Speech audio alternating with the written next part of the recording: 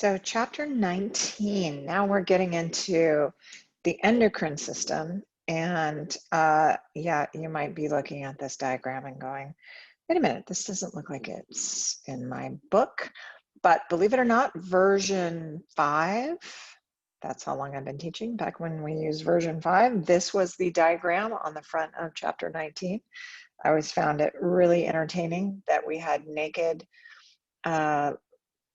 people in chapter 1, but by chapter 19, there was a modest person who needed to have a man thong on with showing testicles on the outside. So that very, very odd. But besides that, we're going to talk about chapter 19. Enough about the kind of silly picture. The endocrine system is similar to the nervous system in that it really makes things happen in your body, and it's responsible for making things start and stop. It's just that the endocrine system functions on an ongoing basis. So things that are cyclical, like day-night cycle or hormones or blood sugar levels or those ongoing processes, these are controlled through endocrine glands secreting hormones. Hormones, like neurotransmitters, are chemical messengers. They're protein structure in nature for the most part. There are exceptions. And they are created by endocrine cells secreted. They move into the bloodstream and they generally travel to a target organ, in which point they make that target organ do something, release something, secrete something. The nervous system releases neurotransmitters to start a muscle contracting or gland secreting. It starts quickly, it stops quickly. So the nervous system reacts immediately and is very specific to start and stop things, whereas the endocrine system secretes the chemical messengers, hormones, that alter another target organ's activity over time. So endocrine really is for growth and development processes. I know you can't see this as well, but it's all endocrine structures develop from epithelial tissue. And this is important to understand. Endocrine tissue is epithelial tissue.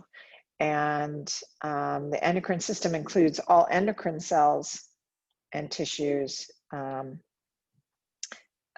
those endocrine cells. And this is epithelial tissue of the 4 primary tissue types. Again, the chemical messengers are called hormones. And in the nervous system, we call them neurotransmitters. So again, hormones get secreted, they enter the bloodstream, they travel to a target organ, and then they cause that target organ to do something. So the endocrine system and the nervous system really work together to make things happen in your body. Hormone, it's a word, it actually means excite. And there are 4 distinct types of hormones. The most common are amino acid or protein peptide hormones. These are created through transcription and translation of proteins in the nucleus of the endocrine cells, and they are strings of amino acids. Just like neurotransmitters are actually strings of amino acids as well. A 3rd type of hormone is a steroid hormone derived from cholesterol. So this is a non-polar lipid-based hormone, and the significance is it can go through cell membranes. It doesn't need a transporter. So these hormones are tightly regulated because they can go straight through a cell membrane and make something happen in the cell, like creating new contractile proteins. Examples would be growth hormone reproductive hormones, suprarenal hormones that deal with like cortisol, things like that, or adrenocorticotropic or adreno type hormones. Eicosanoids is a really, they classify it in this book as endocrine. It's eicosanoids are derived from arachidonic acid, and these tend to be specific, like prostaglandins are produced when you have inflammation, leukotrienes for inflammation or some kind of autoimmune, and thromboxane for when you want to form blood clots. So eicosanoids kind of take on a different role. They're not exactly chemical messengers making target organs do stuff. So I always kind of put a question mark by there. So let's look at the endocrine glands and what they secrete. So from most superior, we have the hypothalamus. We touched on the hypothalamus in the nervous system, and now we're going to talk about how it functions as an endocrine gland. It does produce two hormones itself. One is antidiuretic hormone and the other is oxytocin. And then the third thing it does is produce regulatory hormones that regulate the pituitary gland output of its hormones. So in essence, the hypothalamus controls the pituitary gland and what it releases, right? So it controls the pituitary gland. The pituitary gland kind of hangs down off the hypothalamus, and the anterior portion of the pituitary gland produces a number of hormones here. And hopefully you'll recall the pituitary gland sits in the sella turcica of the sphenoid bone. The posterior part of the pituitary gland releases the oxytocin and antidiuretic hormone that is produced by the hypothalamus. So the hypothalamus creates it, sends it down to the posterior pituitary, at which point the posterior pituitary will secrete it out. The pineal gland is the backside of the epithalamus, so it's the posterior surface of the thalamic nuclei, and it secretes the hormone melatonin. Melatonin increases in its secretion all day long, and it is at its peak right before you go to sleep. It's your signal to go to sleep. And then as you're sleeping, this gland stops producing melatonin. And so the melatonin levels drop until you wake up in the morning. So this is a hormone that's on a 24-hour cycle of secretion and then not secretion. Going down a little bit lower here, you have your thyroid gland, and on the back side of the thyroid gland, you have the parathyroid. So parathyroid is on the back of the thyroid, and there are these little clumps of cells, and those clumps of cells are the parathyroid glands, and they're secreting parathyroid hormone. Thyroid secretes two thyroid hormones. Thyroxine is the most common, and then triiodothyronine, or T3, is the lesser common. They both do the same thing. They stimulate metabolic activity in cells. The thyroid gland secretes calcitonin, and calcitonin and parathyroid hormone regulate blood calcium levels. And so they do it a myriad of ways, and we'll touch on that a little bit later. The heart does produce two peptide hormones, and I don't really get into that too much. ANP and BNP, and we're not going to talk about that. And thymosins, we're also not going to talk about. Kidneys, we do talk about erythropoietin and calcitriol. So erythropoietin, again, we also talk about it in chapter 20, because erythropoietin is a hormone produced and secreted by the kidney, but it secretes it in response to low partial pressures of oxygen in your blood. And if you have low partial pressures of oxygen in your blood, you don't have enough oxygen saturation in your blood on the red blood cells, erythropoietin will be secreted to produce more erythrocytes. Erythrocytes are red blood cells. So erythropoietin is a hormone that stimulates the production, increased production of red blood cells and their maturation rate. And that happens in the bone marrow of your long bones. and its goal is to increase red blood cells. Calcitriol is also a calcium, blood calcium level hormone, and we'll talk about that as well. Adipose tissue, so fat cells produce two hormones, believe it or not. Those fat cells don't do much but store lipids. They do secrete a hormone called leptin and another one called resistin. And leptin's gotten some press in the last couple of decades because in metabolic syndrome, when people who have obesity, morbid obesity are studied,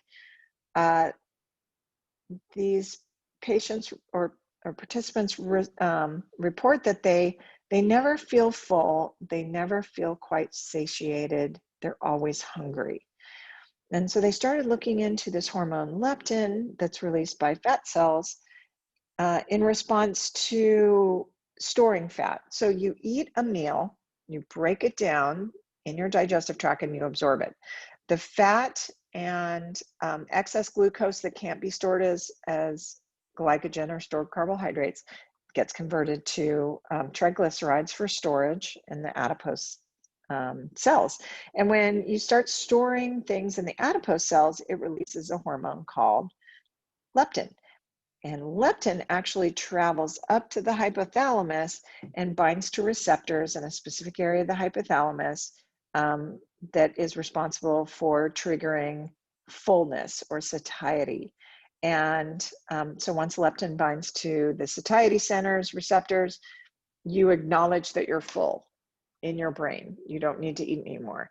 So once you start storing lipids in your adipose cells, it releases this leptin to say, hey, we're already storing stuff, we don't need to eat anymore. And it tells your hypothalamus that you're full. Well, in people with metabolic syndrome, leptin has a resistance in the hypothalamus, or I should say the hypothalamus seems to have a resistance to the leptin, in which leptin might bind, but it is not causing the satiety centers to register that they are full and satiated and don't need to eat anymore. So in addition to insulin resistance, there's also what is referred to as a leptin resistance. So this is really a big in research in looking at metabolic syndrome. Digestive tract, we're not going to talk about those till chapter 25. But we do have the adrenal gland. It's also called the suprarenal gland because it's renal is kidney and it's superior to the kidney, so it's suprarenal or adrenal gland. And the inner part or medulla, which is the inner portion,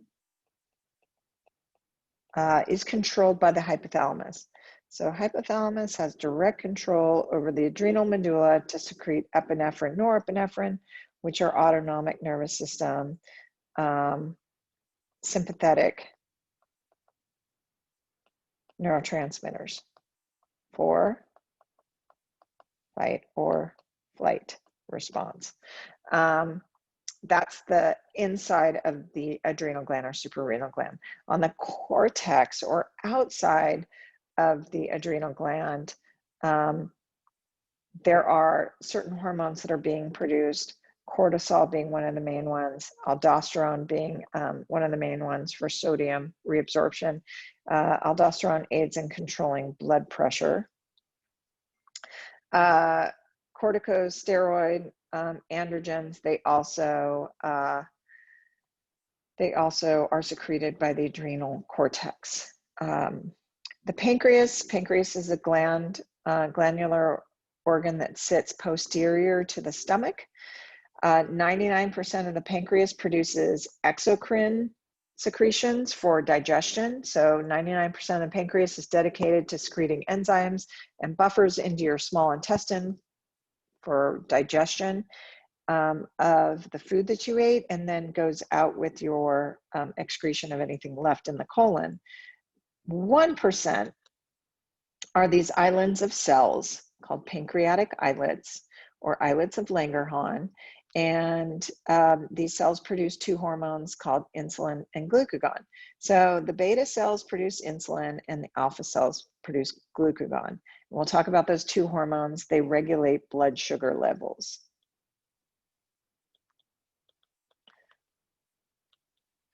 And then last but not least, we have the gonads. The gonads in females are called ovaries, and the gonads in males are called testes.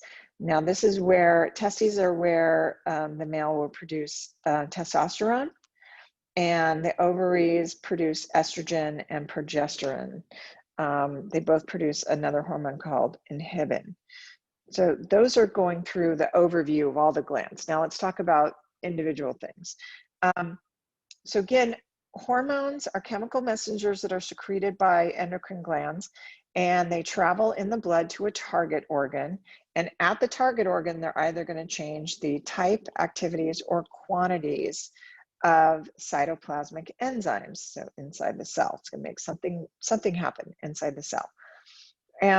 So it's controlled by these reflexes that are either due to humoral stimuli or changes in the composition of the extracellular fluid surrounding the target organ cells.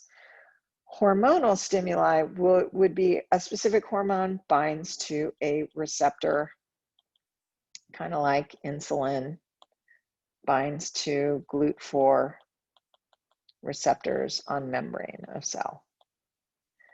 And if this happens, if insulin binds to GLUT4 receptors on the membrane to the cell, facilitated diffusion occurs.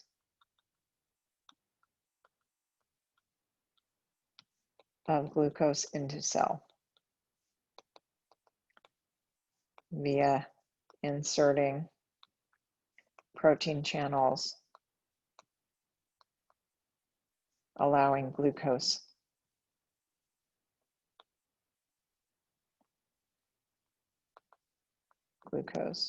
to diffuse in. All right, so that's hormonal stimuli. Neural stimuli, an example is the hypothalamus directly controlling the adrenal medulla to release epinephrine, norepinephrine. So it's doing it through direct neural control. Most hormones are regulated on a negative feedback loop, which means if say your blood pressure drops, you have receptors that will monitor. Well, let's use blood glucose since I always talk about that, right? So you have a decrease in blood glucose concentrations, right? And so this is going to trigger the pancreas to secrete glucagon.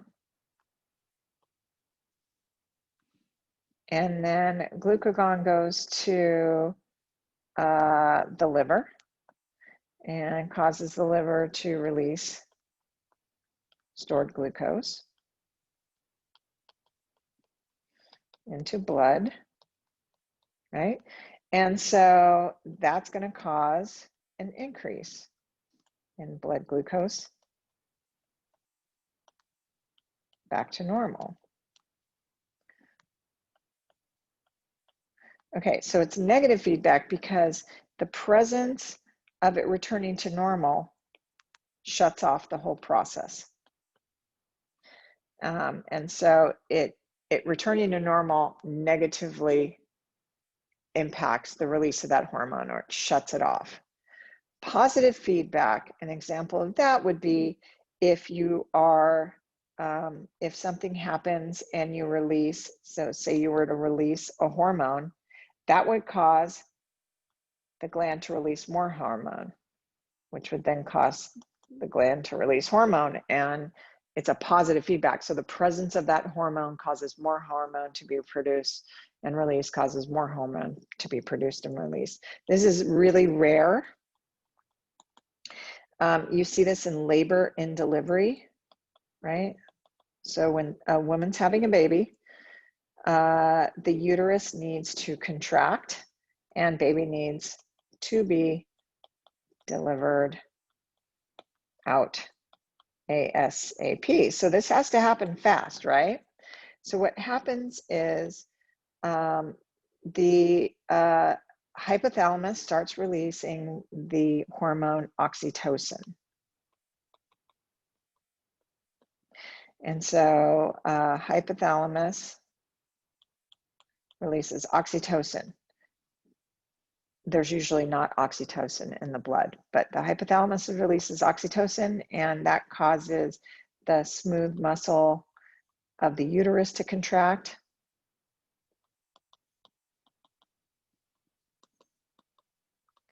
Now, the presence of oxytocin being released causes the hypothalamus to release more oxytocin. And then you have more contractions. And then again, the presence of oxytocin causes the hypothalamus to release more oxytocin. It's a positive feedback loop. The actual presence of it causes more of it to happen. Whereas negative feedback, when you reestablish, right, that this glucagon to bring blood sugars back to normal, it shuts off the pancreas from releasing more glucagon. Positive feedback is the presence or release of that hormone keeps causing more of that hormone to be released. Really hard to stop positive feedback loops, so you don't find this very often. But where you want things to happen from start to finish quickly, positive feedback loops work. And so when they induce labor in a female, they actually give them synthetic oxytocin called Pitocin, and that tricks their hypothalamus into beginning to release their own natural oxytocin. And so that starts the uterine to contract. And then from there, you give them the synthetic oxytocin. Now their hypothalamus is releasing their own oxytocin, and it's just going to release more and more. And so the contractions of the uterus are going to get greater and greater, and you start progressing into labor. So that's positive feedback. Don't have that very often. Let's talk about how the hypothalamus is an endocrine gland. So I was talking about the fact that it releases oxytocin, right? So that's one of our main examples of positive feedback. And that is for smooth muscle, so uterine, smooth muscle contraction. The other hormone that the hypothalamus creates is antidiuretic hormone. It conserves water. It's an antidiuretic. So a diuretic is something that will get rid of excess water. An antidiuretic conserves water in kidneys. So you reabsorb more of the water and you form less urine with antidiuretic hormone.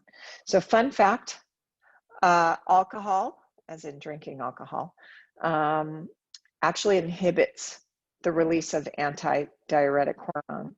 So it inhibits the hypothalamus from releasing antidiuretic hormone. So when someone drinks copious amounts of alcohol, they also urinate a lot because they have an inhibition of this antidiuretic hormone, and so they're diuresing and their kidney is getting rid of all kinds of liquid. Just a fun fact. It's probably the only thing you'll remember from this lecture, but that's okay. I'm joking. Hopefully, I'm joking. So those are the hormones that the hypothalamus creates and secretes from the posterior pituitary. The hypothalamus creates and secretes regulatory hormones that regulate what the anterior pituitary releases. And so this is a nice way of saying the hypothalamus controls pituitary output. Third way is it has direct neural control over the suprarenal or adrenal medulla to release epinephrine, norepinephrine, or fight or flight neurotransmitters. So this is kind of a nice picture that sums it up. Again, I would suggest you read through all these things, right? It creates ADH, or antidiuretic hormone, and oxytocin. After it creates it here, then these hormones will travel down the axons to the posterior lobe, and then will be sent out of what's called the neurohypophysis, because it's really part of the nervous system up here. There are integrative centers that release regulatory hormones to regulate the output of the anterior pituitary glands. And so this will then regulate what gets secreted out of the anterior pituitary, which is also called the adenohypophysis. The third is you have direct neural control all the way to the adrenal medulla to secrete epinephrine, norepinephrine. And so this is the older picture. Okay, so the pituitary gland, again, the posterior portion, you're going to have secretion of antidiuretic hormone, or oxytocin. Antidiuretic hormone is also referred to as vasopressin because it can help increase your blood volume, which increases your blood pressure. Most of your extra blood volume is kept in the veins, so vasopressin takes on that name. The anterior pituitary, you're going to have cells that release through their hormones through fenestrated capillaries into a hypophyseal artery and portal system, and then into the bloodstream it goes. So this is the portal system. So these cells will secrete, and it'll come in, and then they can travel that way. So secrete in the interstitial fluid, and then it gets pulled into these portal capillary veins, or venules. As far as antidiuretic hormone and oxytocin, it's going to come down the axons here, and again secreted into the portal system here in the posterior. So goes through, again, antidiuretic hormone targets the kidneys, causes the kidneys to keep more water or retain water, and can constrict peripheral blood vessels. And that's why it gets the name vasopressin as well. Oxytocin targets the smooth muscle of the uterus, kind of unknown in males, but has an effect on the prostate gland. Also causes the cells in the mammary glands to start releasing milk. So when a woman is delivering a baby, the uterus has to contract to push the baby out. So that's oxytocin's first job. Second job is to initiate lactation, or letting the milk release or drop. As far as the hormones from the pituitary gland, the anterior pituitary gland has an enormous number of hormones that it secretes. And let's start with these. I want you to learn to write out the entire hormone name.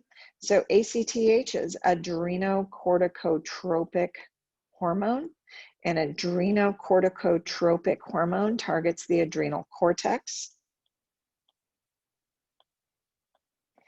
To release glucocorticoids, cortisol, aldosterone, which is a mineral corticoid, and we'll get into that a little later. Remember, the hypothalamus has direct control over epinephrine, norepinephrine.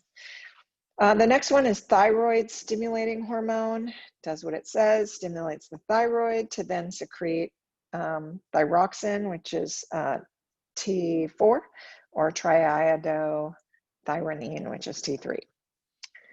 Stimulates growth hormone to stimulate the liver, as well as the skeletal muscular system to increase bone, muscle, and other tissues. Prolactin to basically have secretion in the mammillary glands. Follicle stimulating hormone and luteinizing hormone are responsible for spermatogenesis or production of sperm, as well as maturation of an egg in a female. So stimulates that maturation of an egg, and then follicle stimulating, that's luteinizing hormone. Follicle stimulating hormone will cause the release or ovulation of the egg, and for males, cause the spermatogenesis to make it to the ejaculatory duct. Also stimulates the production of hormones, so testosterone in males, estrogen, progesterone in females. Next is kind of in the mid between anterior and posterior, and that produces melanocyte stimulating hormones. So sometimes blotchy brown spots where more melanocytes are stimulating and releasing melanin can be hormonally driven through the pituitary releasing more melanocyte stimulating hormone. And then we're back to oxytocin. It targets the uterus and prostate gland. And then antidiuretic hormone targets the kidneys. So this goes through and it talks about all of these: thyroid stimulating hormone, adrenocorticotropic hormone, follicle stimulating hormone, luteinizing hormone, prolactin, and growth hormone. And then this nice little chart goes through each one of these. So I want you to go ahead and reread all of these. And then I have little boxes to go through each one of these. And so it will go through and it'll tell you all of the little ins and outs. And you do need to know all the hormones of the pituitary. You need to be able to identify them, identify their target organ, and what their main purpose is, right? So luteinizing hormone and follicle stimulating hormone, causing maturation and then ovulation or spermatogenesis.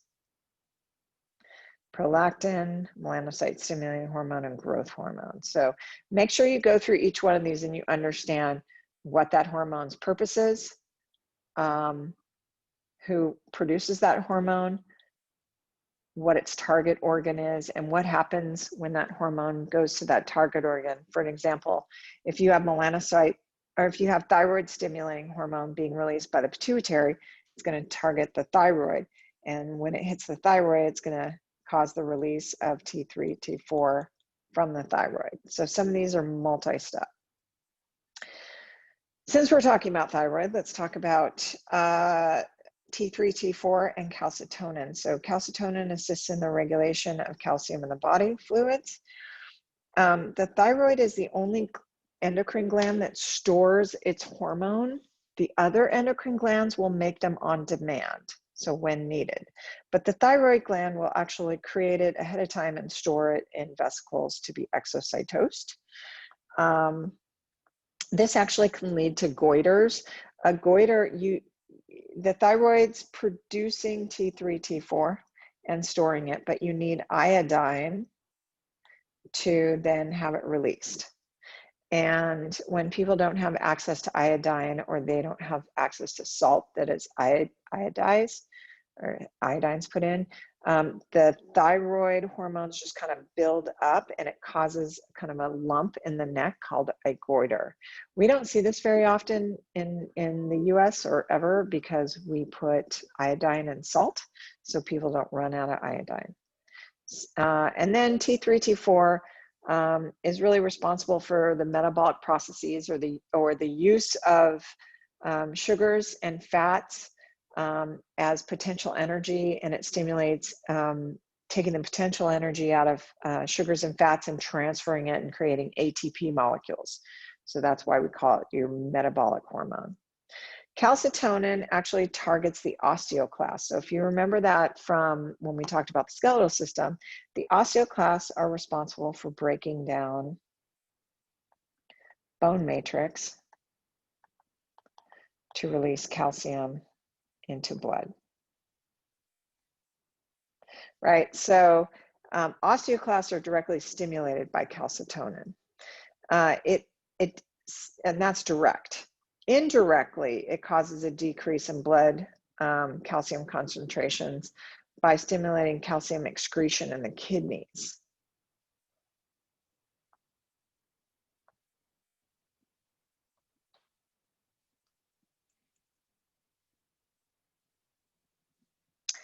I think I actually, let me review this for a second. So calcitonin directly targets the osteoclast to not break down bone matrix. And so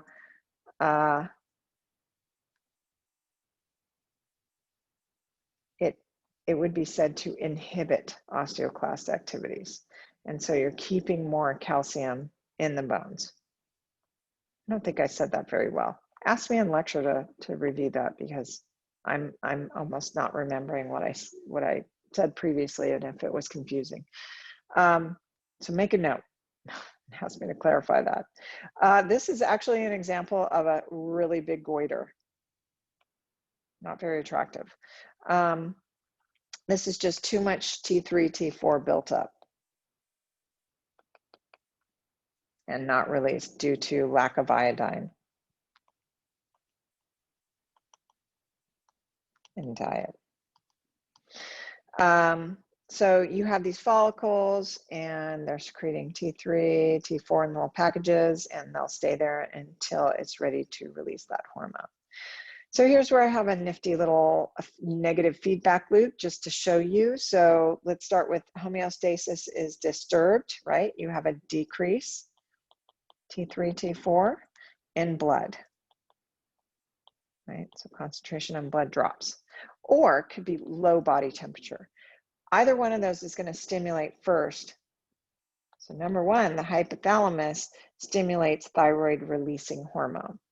Thyroid releasing hormone then acts on the anterior pituitary to release thyroid stimulating hormone. Thyroid stimulating hormone goes to the thyroid, and number three is thyroid releases T3, T4, and T3, T4 goes back up to normal level, and that shuts this system off, right? So that turns it off. So that becomes a negative feedback loop. On the backside of the thyroid gland, you have the parathyroid glands. They're producing parathyroid hormone. It helps increase calcium.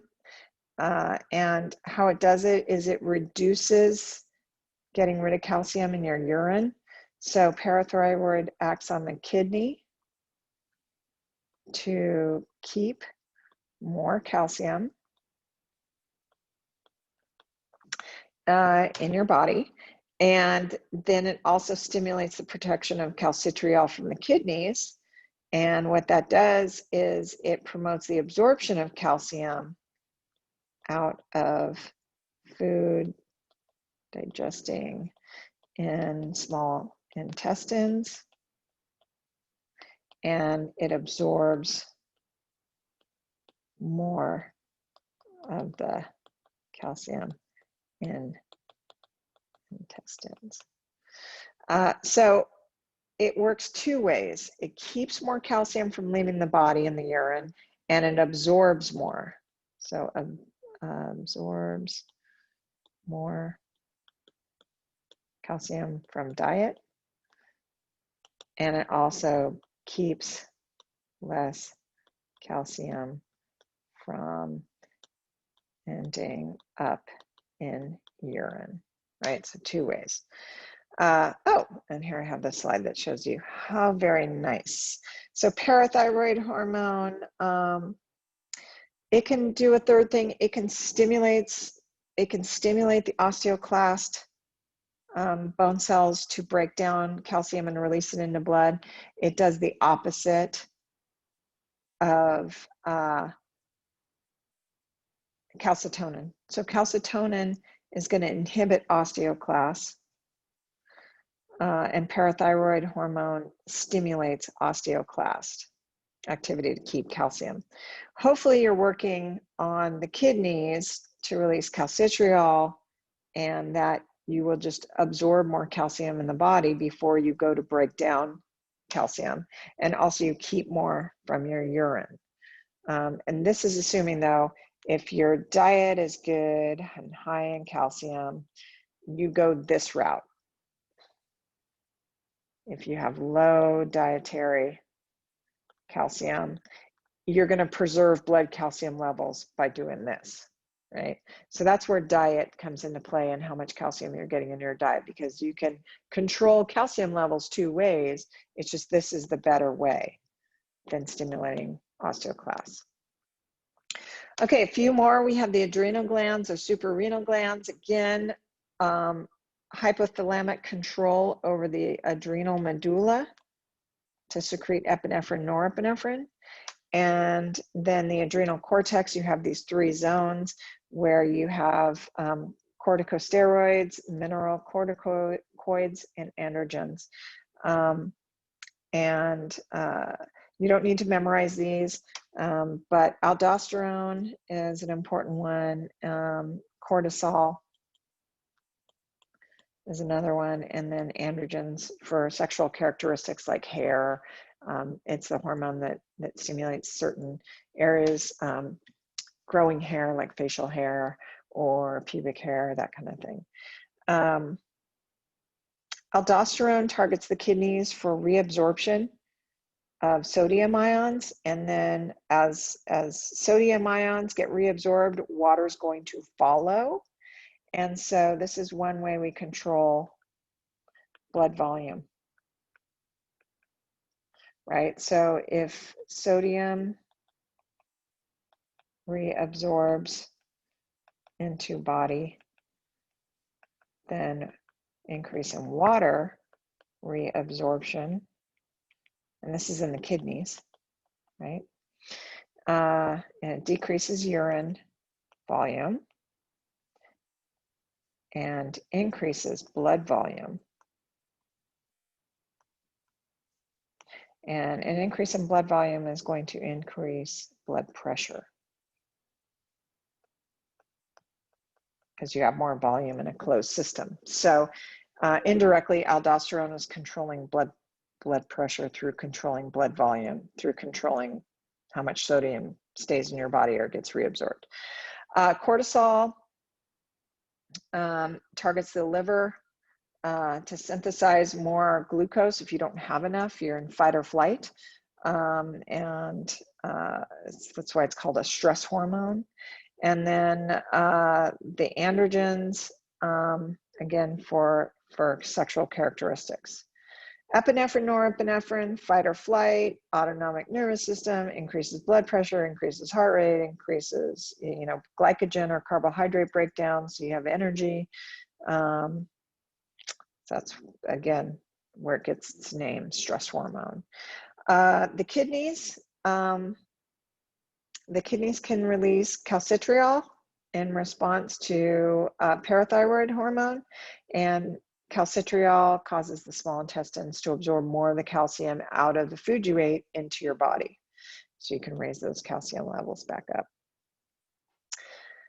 Again, pancreas, 1% of the pancreas are the pancreatic islets or islets of Langerhans, and there's 4 different kinds of cells. There's alpha cells that produce glucagon, beta cells that produce insulin, and then you have these F cells that produce this pancreatic polypeptide or somatostatin from the delta cells. I don't really get into those two, but let's talk about glucagon and insulin. So glucagon increases blood glucose levels by breaking down stored liver glucose. Insulin, on the other hand, lowers blood glucose levels by increasing the amount of glucose that can be taken into the cells through facilitated diffusion.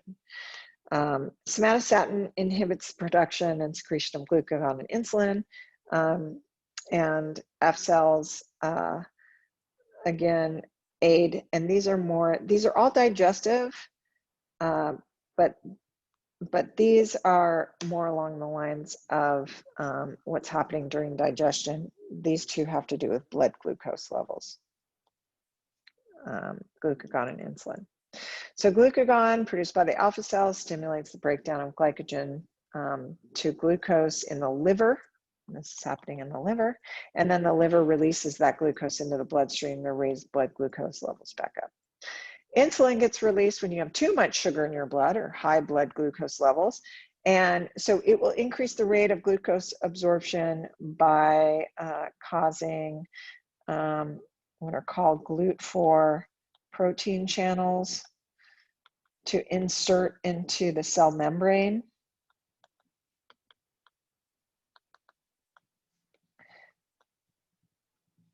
To allow for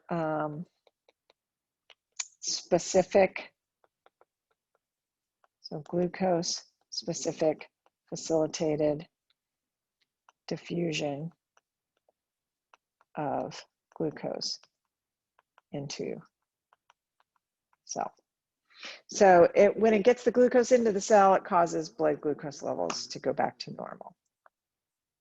So type 2 diabetes, by the way, insulin just doesn't work at the receptor to cause that happening, right? So these GLUT4 channels are not being inserted properly, and so glucose can't quite make it into the cells, so it ends up still in the blood, and that's why you have high blood sugar with type 2 diabetes.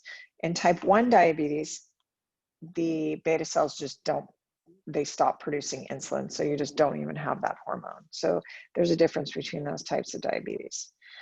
Reproductive organs, again, the interstitial cells of the testes are going to produce testosterone, and that's the main hormone. And then the ovaries produce estrogen and progesterones.